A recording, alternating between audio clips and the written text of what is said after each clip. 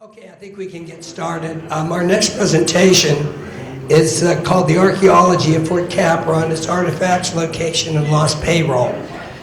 You probably have seen this book on the table where Sal's been sitting, called Finding the Fort.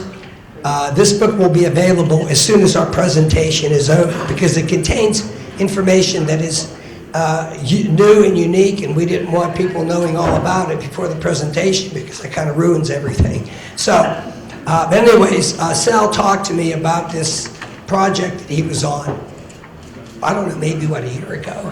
Yeah, probably about a year ago or so. And I'm very interested in Fort Capron. I'm interested in the lost payroll of Fort Capron and all that's associated with it. So Sal was telling me about the archaeology. I'm telling him about the lost payroll.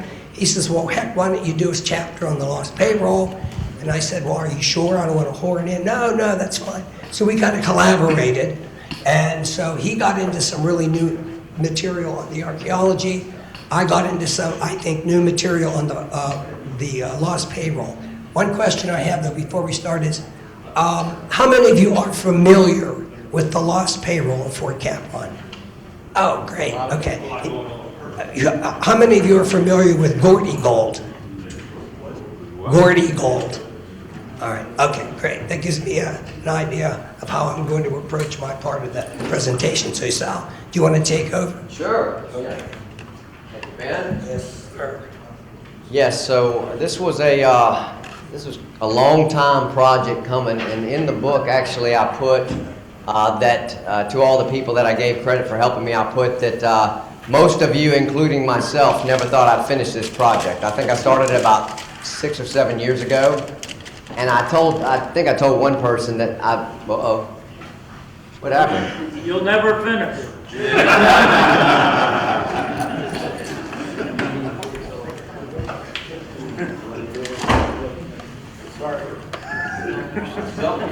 There it is. Okay, we're back. Y'all know what a vision board is? It's like my wife makes fun of me because I have a vision board. I've had it for years. If you don't know what it is, it's just a poster board and you put things you're trying to get accomplished. And so then when you get them accomplished, you peel it off and stick it to the back. So one of my things was this book, Finding the Fort. And, but I printed out just a little simple drawing of a book, like open in the middle, and I just put Finding the Fort on it, so I know what that means. But it just so happens that where the fort is where the book spine went in the picture, and it looks like it says Finding the Fart. And so my two daughters asked me if I finished my book on that subject. They know better, but they just, yeah. So anyway, so we'll get into this right away. We've got not a lot to cover, but it's some really interesting stuff, and this is the first time this has been published. One thing that's funny is when I did my research and we talked to all these old timers and I went to different libraries and I found right away that there was not as much about this fort as there was about the old fort, which is Fort Pierce.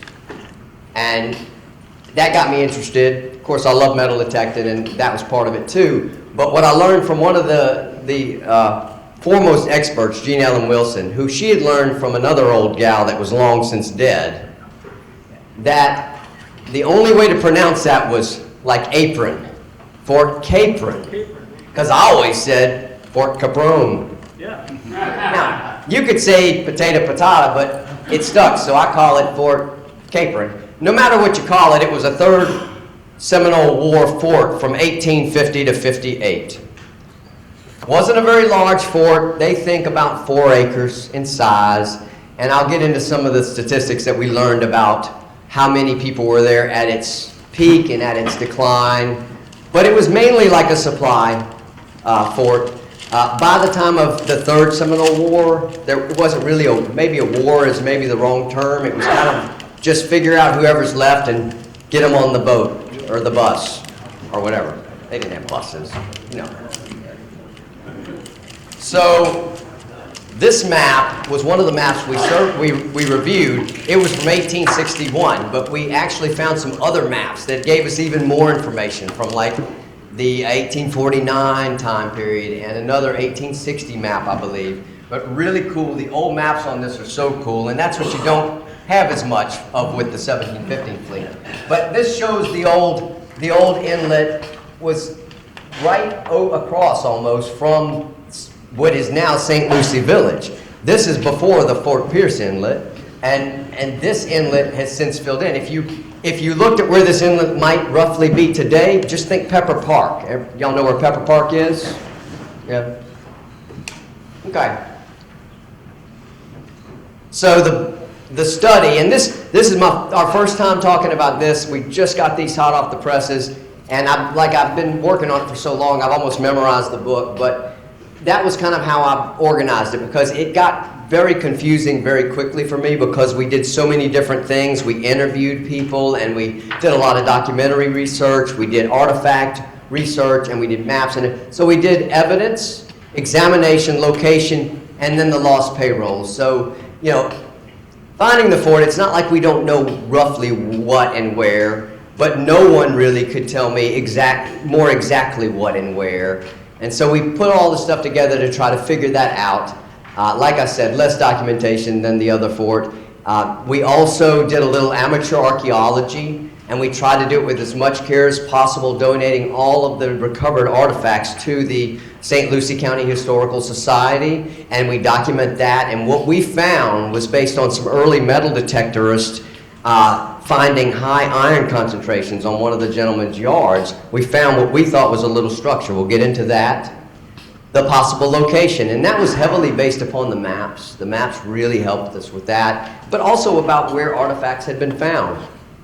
And then the lost payroll. So exciting. This part of the book is probably the sexiest part of the book, because for the first time ever, it's got high resolution, full color, almost, you know, like full size, practically, images of the, maybe a little larger than full size actually, of the 242 gold coins that came from the lost Fort Capron payroll, and that'll be Ben's part. And he learned some things that are going to make you guys want to go looking for something. I don't want to spoil the surprise.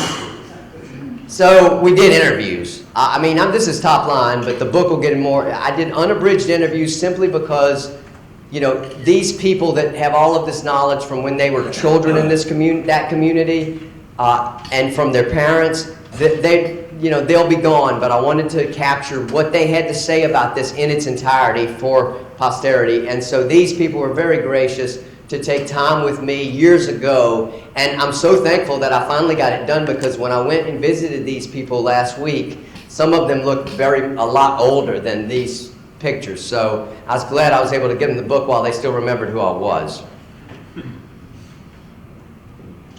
So this was a really amazing map that I found just about a year ago, and there were a few maps, and this is from the Department of Environmental Protection. I had never seen this map before. It's from 1849, and I've got a few of these that they did, but this actually shows some of the Armed Occupation Act grants, and in this map, grant number 69, 160.5 acres, was the grant where some of that land would have later be carved out to become Fort Capron.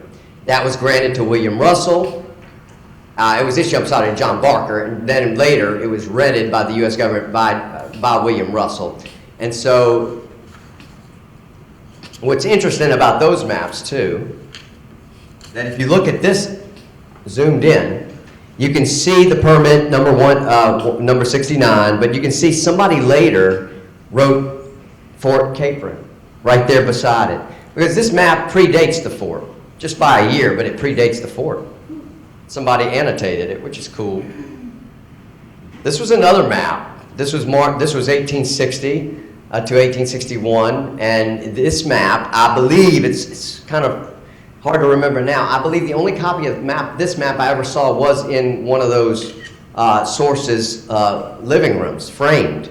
But this map actually gave us some very useful information as far as where structures were in 1860. You see up there Fort Capron, and you also see another little thing that's interesting. I only have ever seen it on this one map, but it's another little thing that denotes Capron.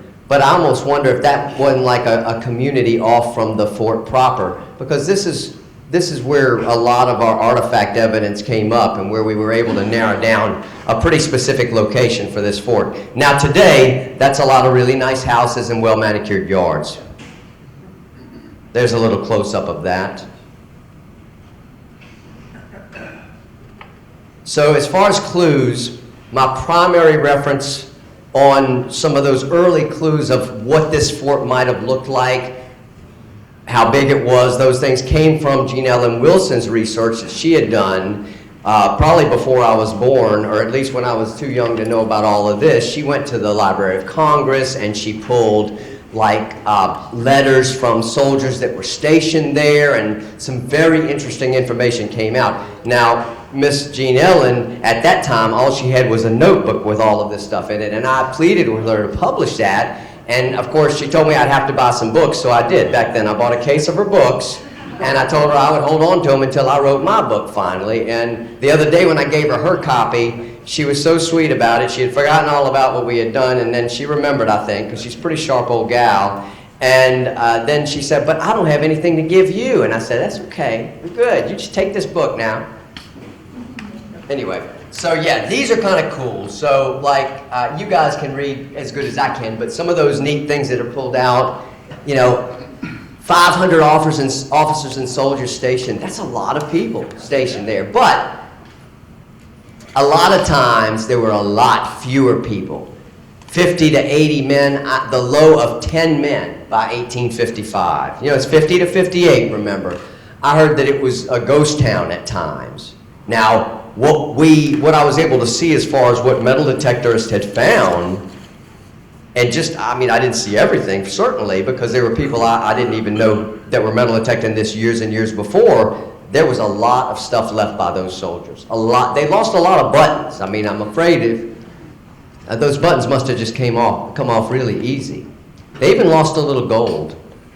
So anyway, the land was to be encompass 4 acres, so that's important to pull out.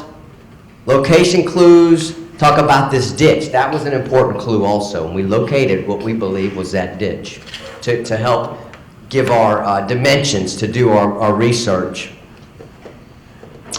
Okay, yeah. They say it was a beautiful place, but they say that they never really did a good job building the buildings, and the buildings very quickly showed state of disrepair. So this is just a couple of the artifacts. We actually documented hundreds of artifacts. We did different collections, and they're all in the book, full color with full identification and location data we captured when we had it. These were from different private individuals, also as well as from the St. Lucie County Historical Society's collection. And you can see the types of stuff. These are early U.S. Army buttons and belt buckles. The whiskey bottle we found at the bottom of the archaeological survey we did, which was amazing it survived perfect because it was under hundreds, probably 200 pounds of brick and mortar fragment. You've got some other oddball items and lots of musket balls and things like that. What you would expect in a fort site. Not anything fired. Maybe you'd find an oddball fired bullet, but mostly all dropped items. And coins, but you'll see that in there. So then when it came to the archaeology, and I won't get into too deep of dive in this because it's in the book and it gets pretty detailed, but going on what I had been told in this one gentleman's yard, we did shovel test pits, which are just small surveys where you screen the dirt from a small bucket, and then you mark everything that comes out of that dirt. We did them all over his yard, and then we focused on these areas, especially where we had heard there was a lot of iron concentration for a possible structure. The one place it came out really strong, so we decided that's where we would do our test units. And we didn't try to dig everything up in the guy's yard. His wife, actually, Miss Fanny, she would insist that we would refill our hole after each day and recover it. So we only made 2 by 2 foot shovel test units. But anyway, all that to say that between the 2 oak trees right off of his house and between the sidewalk, we located what started to form up to be a very likely small rectangular structure. And in that structure, like I said, so much building material, brass nails and brick and mortar and musket balls and buttons and just all of this stuff had insignias from the 2nd Artillery. It was a time capsule, and it looked like it had been burned. But again, at the bottom of that, there was the bottle. So we did a lot of research to document that. And there was a little picture of the archaeology. And so that just gave us, it helped us to get some dimensions of the fort on that side, because after that, the artifact evidence thinned out substantially. So now we kind of had the ditch on one end and this on the other. We had a pretty good idea of where this fort likely was in those two directions. And those storehouses were mentioned in the records. So then going back to those DEP maps, so just as we're narrowing down the location, we take and we do, it's not exact, of course, but it gives you a rough idea. And if you can see the little red dot, that's where that archaeology survey was done on the right-hand side. But there's that original permit, the Armed Occupation Act grant. And then you can see that's 160 acres. So we're talking about just a tiny little piece of that. So that doesn't narrow down the fort too much for us, but it gives us a good idea. This map, which is the same one that Gene Ellen used on the cover, I think this is the one, or is it? I don't think so. Okay, well this is a similar map. It was great. I mean, it's a beautiful map, but also it's from 1861. It still had Fort Capron written on it. But what I like about this map is it gave me a map key, which helped me to use what we knew about where was what to try to do this. Now, I got excited when I saw the lat long, and I thought, well, there it is. That's where the fort is. Well, when you put those in the thing, it's out in the water. It's close, but no cigar. I want more exact. So using the key here, the scale and the key, we were able to do some math, and Terry Howard was an old math professor, so he was good, and we easily figured the area that we had been surveying, not just his yard now, but across Chamberlain and in that same area, was almost exactly the same size as the land that was leased to the U.S. Army. We came up with 5 acres, and they leased 4 acres, so we were a little bit off, but I think we got it pretty close based on where we thought the fort was and based on what that math told us. So then like, I could not find, Gene Ellen thought that somewhere she had a copy from her research of a layout or a plan of Fort Capron. She could never find it, and I even talked to the folks at the Library of Congress, and I was gonna have to pay somebody to go looking for this. They said the records were not organized. So we never found a plan of Fort Capron. But what we did have was that map from 1860-61 that had a lot of structures. And we also have a plan from the old Fort Pierce, 1839. Now, it's just hypothesis because, you know, I will assume, and I did talk to some experts that said that the type of fort that would have been on a river in Florida, Seminole War, from 1839 to 1850 may not have changed much as far as how they were told to organize these forts. You know, you've got a parade ground in the middle, that's important, and you've got your storage buildings around and your barracks.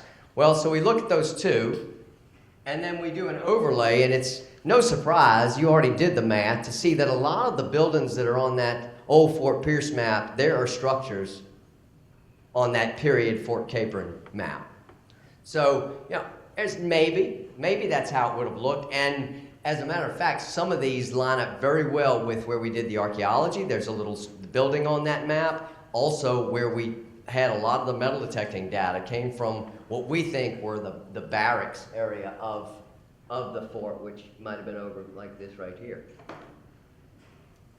So now I'm going to turn it over to Ben to talk a little bit about the lost payroll. Thank you, Sal. Okay, we're going to talk a little bit about the lost payroll for Capron. Basically, this is a very interesting story, and it starts something like this. In 1857, May, of course, of 1857, a Major Jeremiah Daschle, who was the paymaster for the southern area, was instructed to go to Charleston, South Carolina, and obtain a payroll. And then they take that payroll down to Fort Capron, pay the soldiers, because there was, of course, soldiers stationed there, hadn't been paid for a while. So he goes to Charleston, he picks up the payroll. He takes a schooner down to the old Indian River Inlet, which was how you got from the ocean into the Indian River. And the captain of the schooner says, you know what, I'm familiar with this inlet. And it sands over an awful lot. I'm not taking my boat through there. So I recommend that you get on a rowboat with a couple of guys and row yourself on in to the inlet. You'll be fine. Over to the Indian River and on Fort Capron. So he did. So he and his son and 5 other guys get into a boat and they start rowing over to the inlet. You can see on that old map where the inlet is, the top right. And so anyway, so off they go, and there was a giant wave came along, as inlets tend to have big waves, and it capsized the boat. The boat turns over, everything inside, all the contents, guns and muskets, everything fall to the bottom. They hang on for about an hour.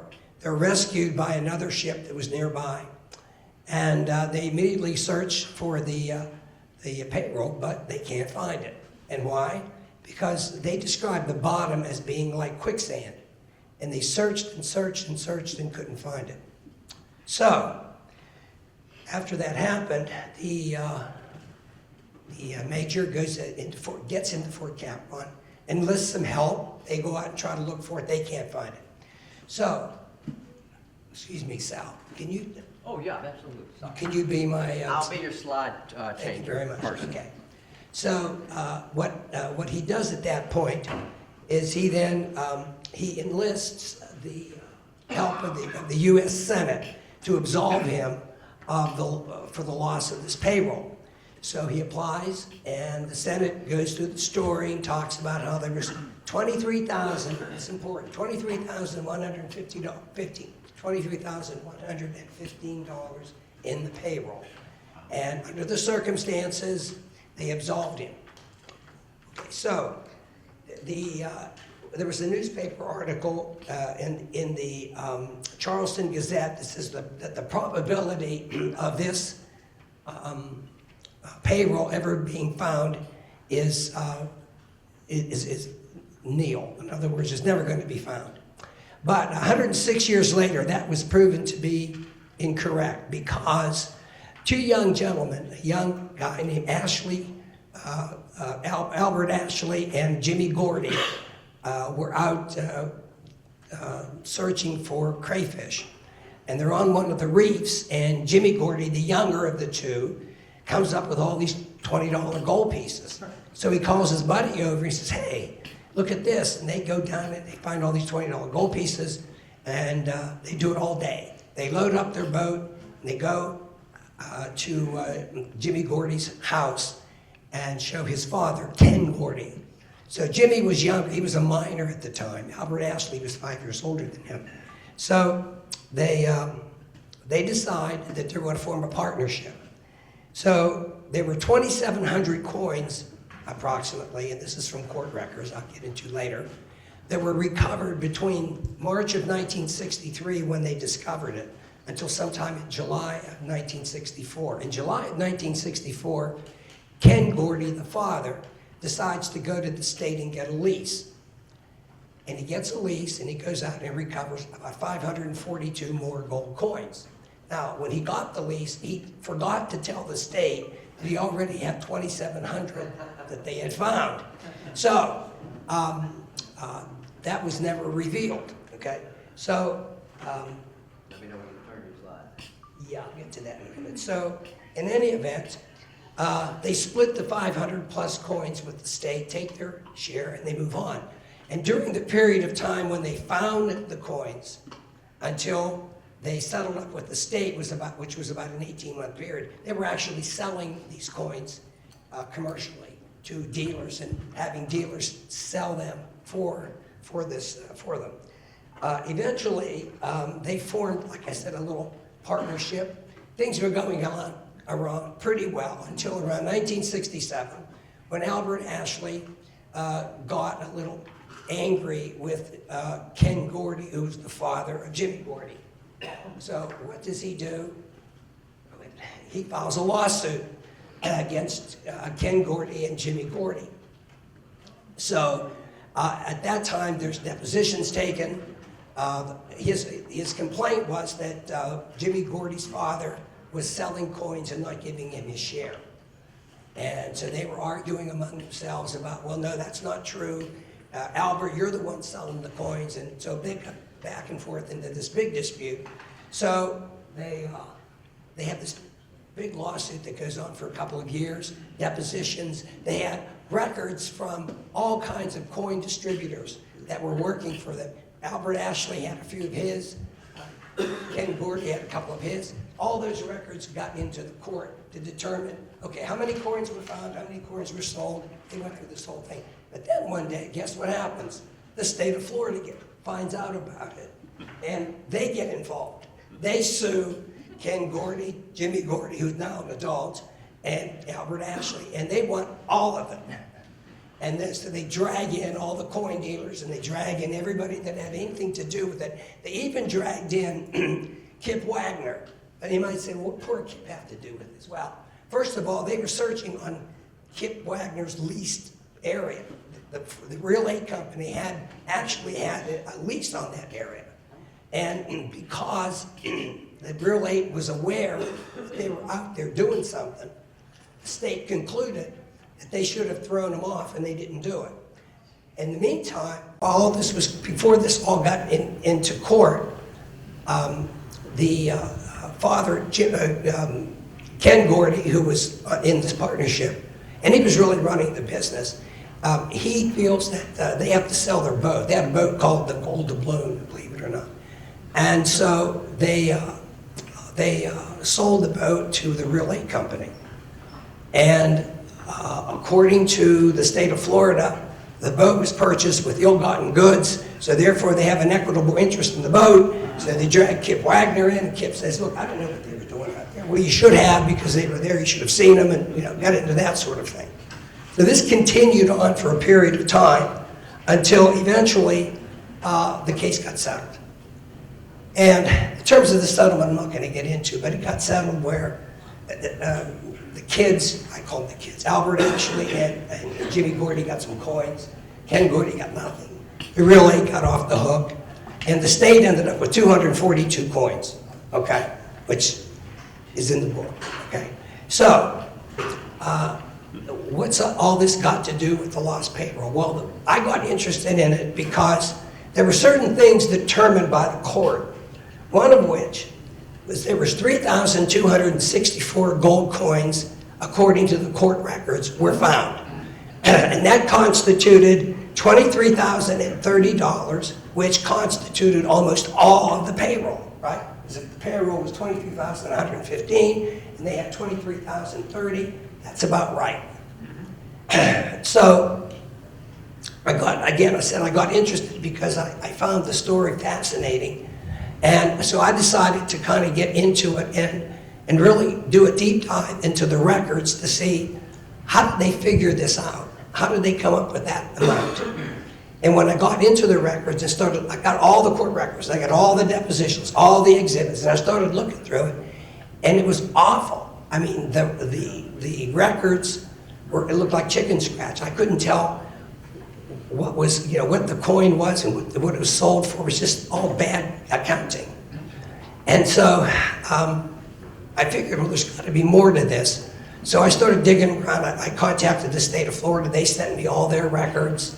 And all of the major authors who wrote on the subject had always concluded that there were 3,264 gold coins found. Carl Clausen wrote an article about this in 1968. Clayburgh, he wrote an article for the Numismatic magazine in 2013.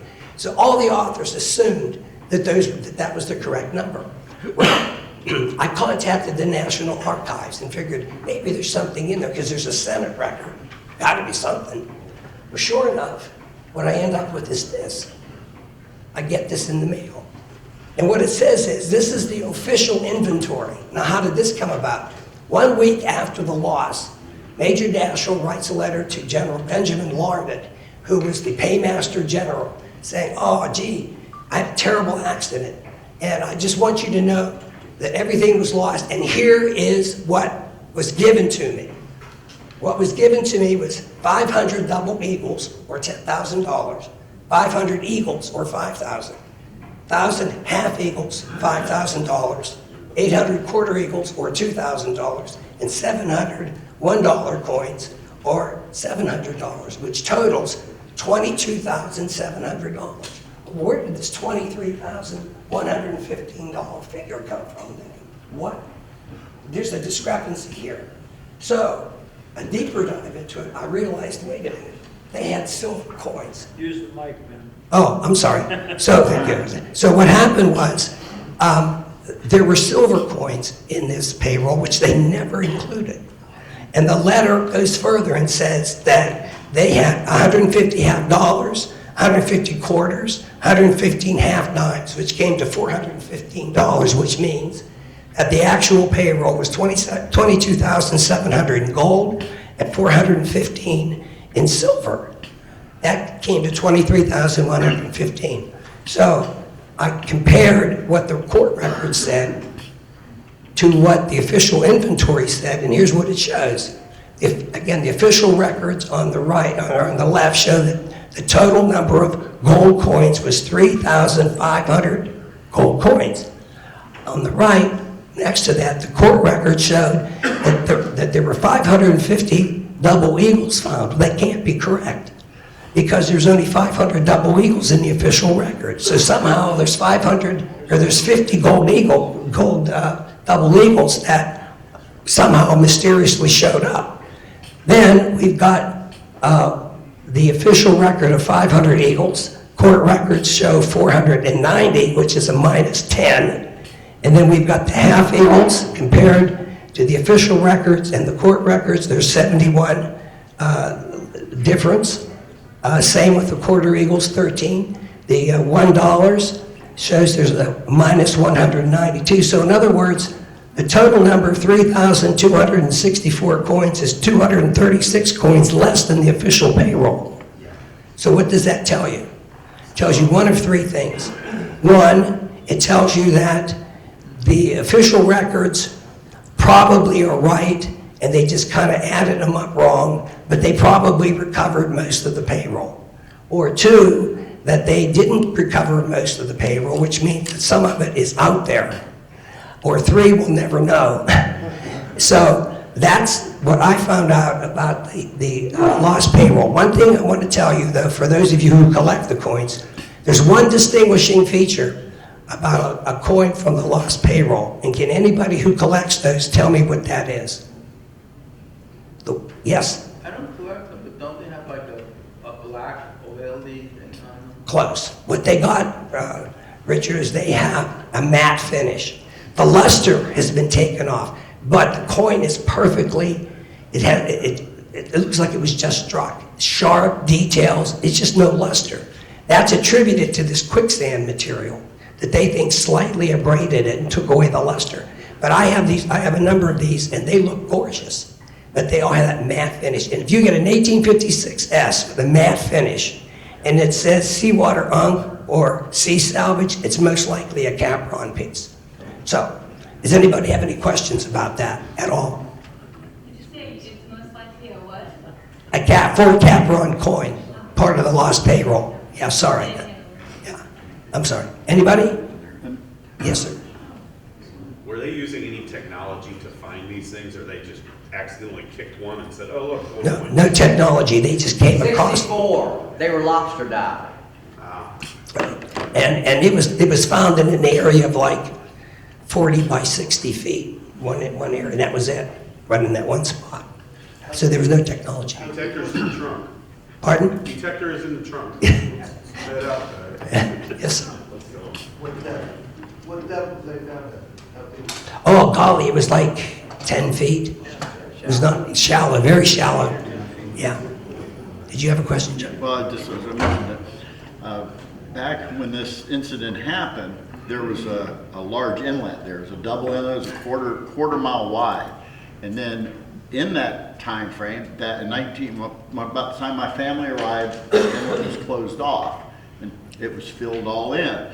So that sand, I guess, the way the sand moves up and down the beach, once the inlet was shut off, then you had the migration of sand and that silt, mud, whatever, got cleared away. So what I heard from eyewitnesses when they went and they found it, it was just the top of a bare open reef that these coins are just sitting on. Yeah. They weren't in the sand like what we're used to with the fleet. You know, they were like right there. You know, amazing. Yeah, so, yes, I'm sorry, sir. Go ahead. Where would that spot be today? Is it covered by, it's the inlet that's no longer there? Oh, well, it's right outside of Pepper Park. Pepper Park, it's the Urca de Lima, quote unquote, park there, out there. They got concrete cannons. I don't know if you've heard, that's the area. So it's not part of our leased areas anymore. We gave up that area to the state many years ago. Yeah, so basically this treasure story contained the same 3 ingredients that most treasure stories contain, and that is misfortune, good fortune, and greed. Oh, I'm sorry, yes, sir. Has it been, that area been worked recently? No, it hasn't been worked since 1964. Have you thought about revisiting the area for, you know, anything that? Well, not me, because it's probably illegal. It'd be illegal. It's a protected area, underwater, it's a protected area. Right. So, you know. But do Not I? even the state of Florida would want to pursue it? I don't think so. Yeah. Well, the state of Florida said Why is it's it protected? I mean, what's Oh, about?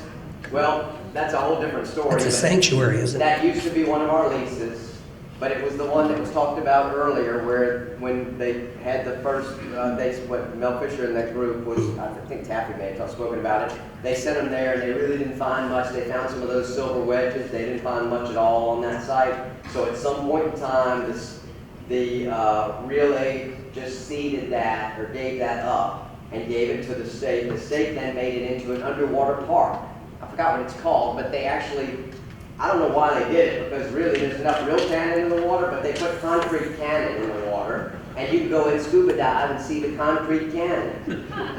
It's a protected park. It's an underwater park. Hang on, that's how much you open the book. Sure. And do you want me to go to the next slide? We got more slides. So, what I was just trying to get at, with today's technology, with metal detecting. Hey, I hear you, brother. There are probably gold coins right there. And we even have heard a story arbitrarily of someone metal detecting that beach not too long ago who found a gold coin right in front of that area.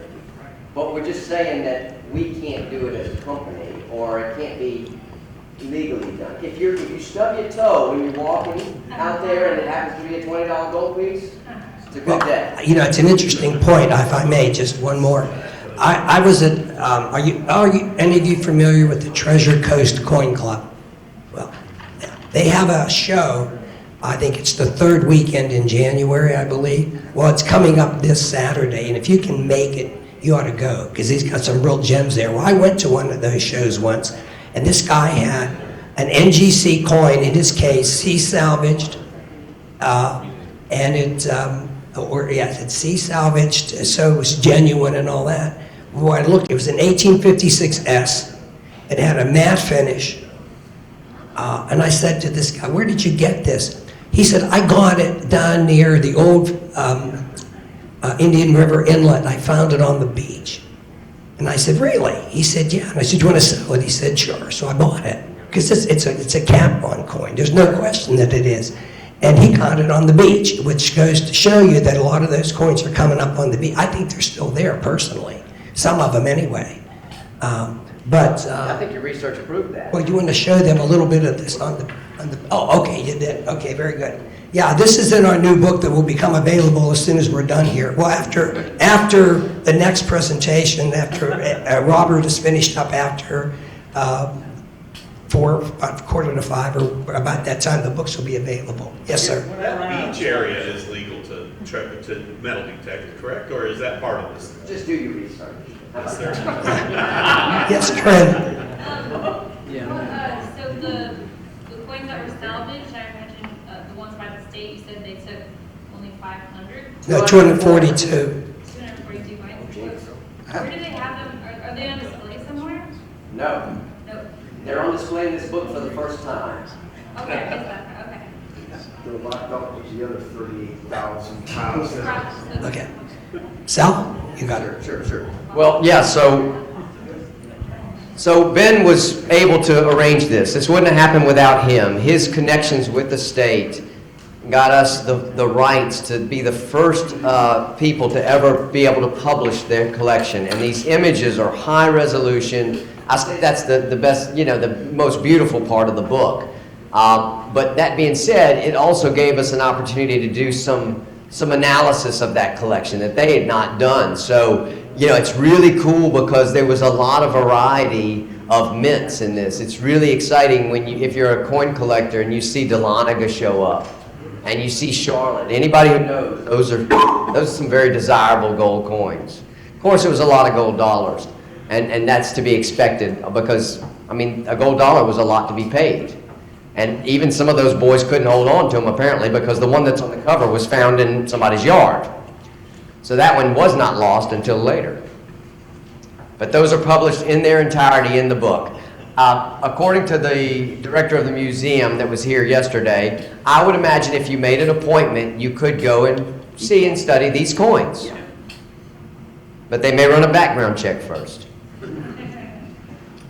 All right, so in summary, basically, the goal of this whole presentation, or the volume that we've just produced, was to increase the knowledge base on the historic Fort Capron or Capron.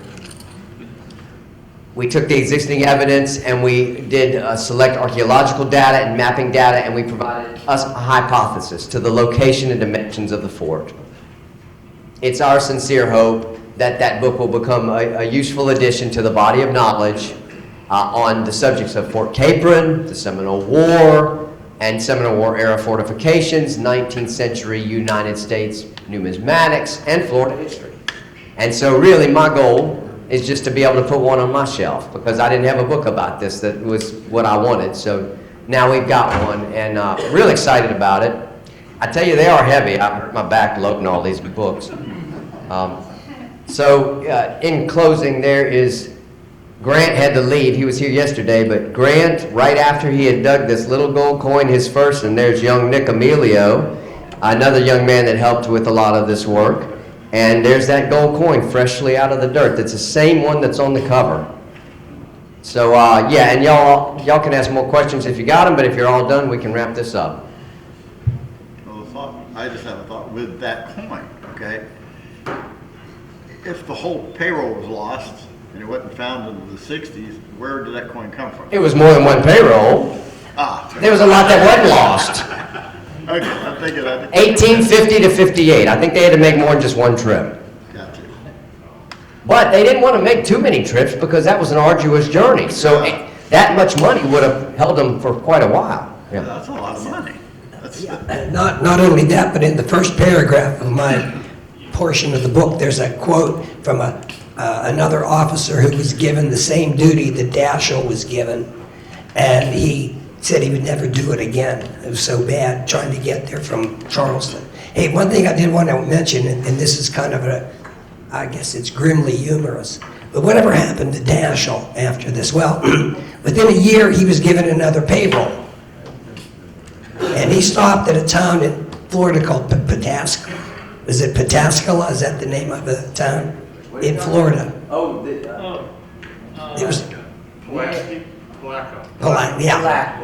Sorry about that. Yeah, anyway, he stopped there overnight to stay with another soldier, and he left his payroll in his room momentarily to run down to the front desk for something. In the meantime, an employee of the owner of the hotel convinced him to go into the room while he was not in there and grab as much as he could. So he takes out like $13,000. So by the time Daschle discovers this, he's at the next fort, and he realizes he's $13,000 short. So he has to petition the court again, or the Senate again, to absolve him the second time. Starting to see a pattern. Well, and he was dismissed by President Buchanan, who thought he was either a criminal or massively unlucky. So, and he went on to serve in the Confederate administration after the war began. So, that's it. Okay, any other questions? Loren? You said the special thing about the coins is matte finish. Is that just for the gold or is it for the silver too? The silver was incredibly degraded. In fact, the silver coins that the state has, we didn't include them in the images because they're so bad. It would just be a waste of paper. Just flat, like no detail? No, they were. It's merchant salt. Think about, you know, how the shipwreck coins come out, right? Yeah. But maybe not, not as nice as those either. But they were, no, it was very degraded. Some of the features were gone. They're not even completely full. They're broken edges. It just wasn't very good. Some of them came in stacks that just fell apart. So, yeah. Did the kids use a metal detector in 64, or were they just? No, they did not use it. They were just there looking for It was crayfish. the right place at the right time, because Yeah. whenever the capsizing happened, that whole area must have been sanded in. Otherwise, in such shallow water, they would have recovered 100%. But when they were lobster hunting, or lobster, and whatever you say, the sand had been removed. You know, it always is in flux. We go out to some of our spots, and one year I can get to the bottom, and the next year I can't, as it moves. Okay, with that said, I'm going to call upon Richard.